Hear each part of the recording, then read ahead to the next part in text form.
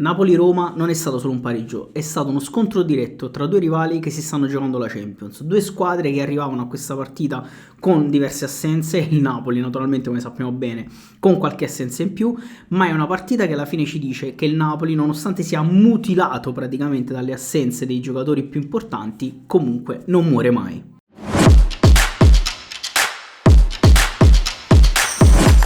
Braio, bentornati in questa nuova puntata di Calcio Espresso, bentornati nelle mie analisi a freddo dove oggi analizziamo naturalmente Napoli-Roma 2-2. Partiamo naturalmente dalle verità che possono essere comode o scomode a seconda di come le volete interpretare. La prima verità è che il Napoli ha un cuore infinito, una grinta allucinante e una forza di reazione spaventosa. La seconda verità è che le transizioni continuano ad essere un problema e qui non è un problema naturalmente di assenze, ma è un problema di gestione del momento. E quindi il problema è che continuiamo a regalare gol e regalando gol in Champions non ci si arriva, quindi questa è una cosa che bisognerà sistemare. Ma andiamo alla partita, perché è una partita vera, una partita giocata con ritmi altissimi, una partita giocata in maniera praticamente europea dove l'arbitro cerca di fischiare poco e insomma i giocatori se le danno di santa ragione in campo. Partita che chiaramente con ritmi così elevati ti può portare facilmente all'errore ed è esattamente quello che succede nei primi 10 minuti della partita, perché da un nostro errore, da un errore di Spinazzola che sbaglia ad appoggiare un pallone a Vergara che stava relativamente dormendo secondo me anche un pochino in quel momento, parte la transizione della Roma, la transizione offensiva dei giallorossi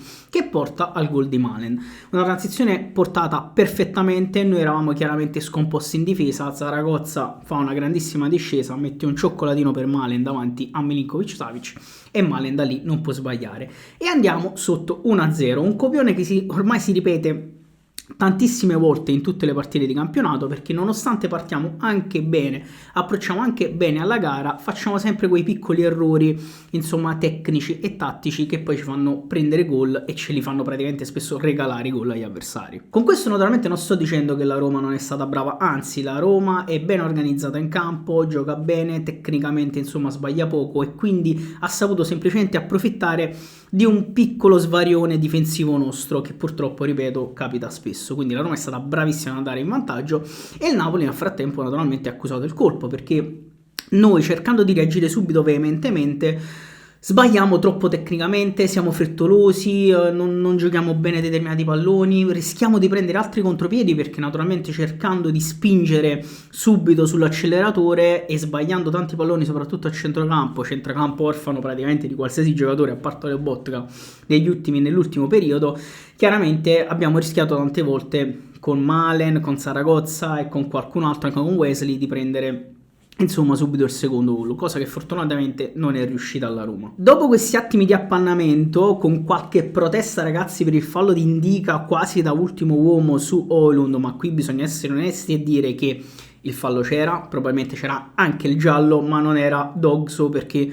non rispettava quel fallo tutti i parametri del Dogso, quindi non si poteva nemmeno andare a rivedere perché non c'era assolutamente il rosso su Indica, nonostante comunque il fallo ci fosse, bisognava comunque fermare il gioco, cosa che non è stata praticamente fatta. Dopo questo, insomma, i primi 30-35 minuti, il Napoli comincia finalmente a prendere fiducia, comincia finalmente a giocare in un certo modo, a sbagliare di meno tecnicamente, a riuscire ad organizzare, ad orchestrare meglio gli attacchi per arrivare e schiacciare un pochino la Roma, cosa che ci riesce soprattutto negli ultimi 15 minuti. È da lì che fortunatamente, e fortunatamente non è una parola messa a caso, troviamo l'episodio del pareggio, perché su una costruzione comunque gestita abbastanza bene, Spinazzola chiaramente prova a tirare dal limite dell'area, trova una fortunosa deviazione di Pisili che fa prendere un effetto stranissimo al pallone, Svilar è completamente sorpreso e la palla finisce fortunatamente per noi in porta.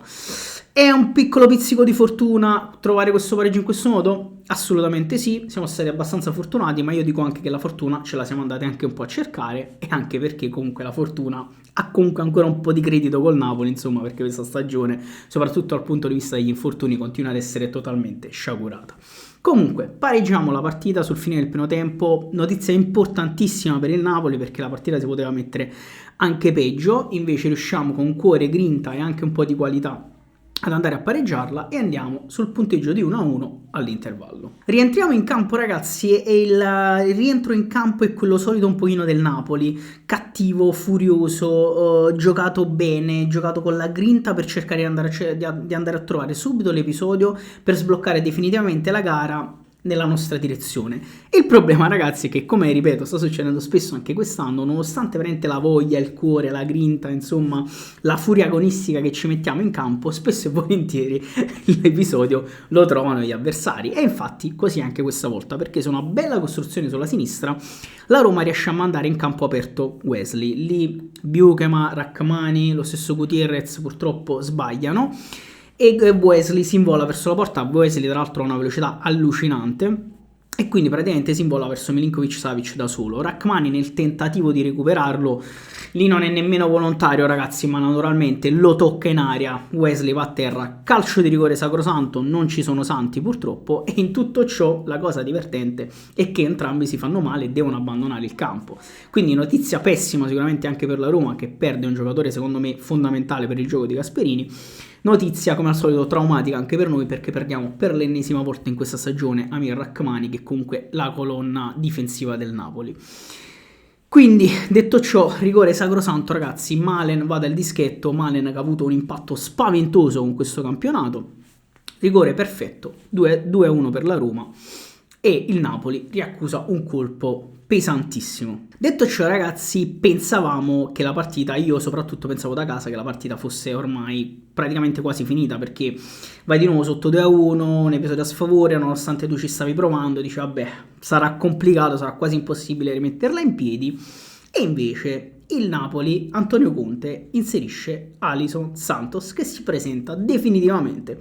a campionato di Serie A. Io l'avevo già osservato il Napoli Como e non mi era dispiaciuto, pensavo solo che dovesse trovare un poco di, cioè non dovesse trovare, dovesse capire più che altro come funzionasse un pochino il calcio in Italia, con i contrasti, con insomma, con i, come dire, come trovare le giocate, dato che gli spazi magari erano minori del Portogallo. E Alisson Santos, ripeto, si presenta definitivamente in Napoli-Roma, perché da quando entra fa tutto quello che noi avremmo voluto vedere: corre, dribbla, punta, scambia con i compagni di squadra, cerca di mettersi a disposizione, rincorre, tira, fa esattamente tutto quello che dovrebbe fare un giocatore che deve spaccare la partita negli ultimi 20 minuti di gara. Ed è grazie a lui, grazie a questa nuova verve che dà anche Giovane, che entra anche lui, questa nuova verve che danno i brasiliani, che riusciamo a trovare il pareggio. Su una bella discesa sulla destra, Giovane trova Alisson Santos, che rientra verso il centro dell'area e spara sul primo palo. Ragazzi, finalmente spara sul primo palo, perché non si può tirare sempre a giro, e in questo modo inganna Svilar. Pareggiamo la partita, siamo sul 2-2 ed incredibilmente, ragazzi, vi dico che emotivamente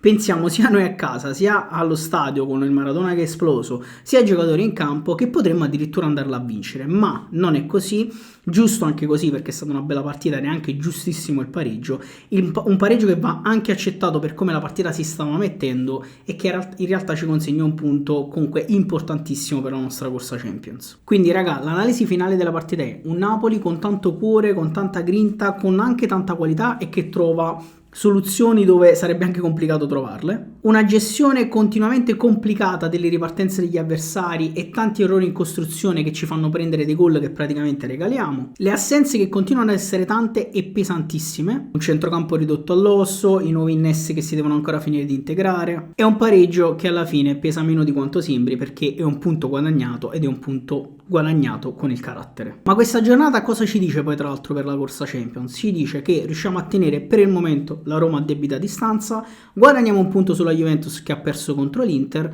e che abbiamo una squadra viva soprattutto mentalmente. La domanda vera è sempre un'altra: ma cosa poteva essere questo Napoli con tutti gli effettivi a disposizione, sia in questa partita contro la Roma, sia in generale per tutta la stagione? Raga, io continuo a rispondere che secondo me ci saremmo potuti divertire molto di più, ma ormai purtroppo non serve più chiederselo, serve assolutamente guardare avanti, puntare all'obiettivo Champions e cercare di ridurre gli errori al minimo per portarselo a casa. Chiudiamo, ragazzi, con i migliori e i peggiori dal mio punto di vista, secondo la mia analisi della partita. Il migliore in assoluto per me è stato, nonostante i 20 minuti giocati, Alisson Santos, ragazzi, perché è entrato con la voglia, l'applicazione e l'abnegazione per cercare di spaccare la partita e per cercare di fare la differenza. Piccola nota a margine, caro Noah Lang, così si entra in partita e dal mio punto di vista Alison Santos in 20 minuti ha fatto quello che tu non sei riuscito a fare in praticamente 6 mesi di Napoli. Poi si possono avere tutte le attenuanti del caso, tutte le giustifiche, le scuse, però questo è quello che abbiamo visto e questo è quello che vi sto riportando. Lui assoluto migliore in campo, corre, dribbla, punta, tira, fa tutto quello che deve fare per cercare di incidere e alla fine incide perché pareggia una partita che sembrava andare verso una sconfitta casalinga. Il secondo migliore in campo, e questo ci tengo a citarlo, è Alessandro Buongiorno. Ragazzi, vi potrebbe sembrare strano, ma Alessandro Buongiorno ha fatto una partita degna della fiducia che lui aveva acquisito come difensore, perché è sempre abbastanza attento, riesce a chiudere su Zaragoza che comunque è molto più veloce di lui più di una volta. Chiaramente fa sicuramente qualche sbavatura, nel senso fa ancora qualche piccolo errore, ma è una gara molto più di livello rispetto a tutte le ultime uscite, quindi è un giocatore che sembra un pochino in ripresa, bisogna sottolinearlo e bisogna assolutamente continuare a sostenerlo. I due peggiori ragazzi sono uno per gara, non tanto per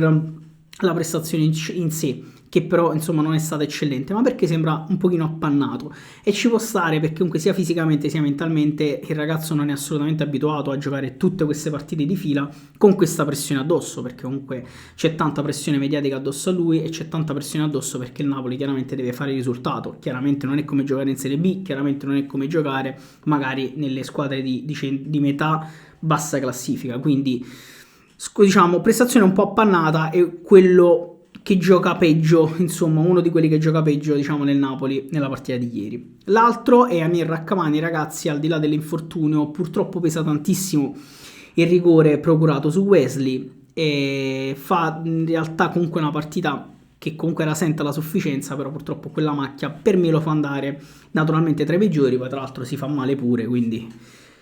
la sfiga degli infortuni per così dire continua, perché lì ragazzi è sfiga, cioè lì non c'entra né preparazione niente, è sfiga perché probabilmente poi già male la caviglia, speriamo non sia niente di grave. Questo 2-2 sicuramente ragazzi possiamo dire che non è un capolavoro perché potremmo sempre aspettarci di più dal Napoli, ma sicuramente è una dichiarazione di carattere, perché naturalmente il Napoli continua ad essere imperfetto, continua ad essere fragile, ma il Napoli è assolutamente vivo e finché è vivo l'obiettivo Champions è assolutamente alla sua portata. Questa è stata la mia analisi a freddo ragazzi, ditemi voi nei commenti come la pensate e come avete visto questa partita. Noi ci vediamo alla prossima puntata e come sempre Forza Napoli.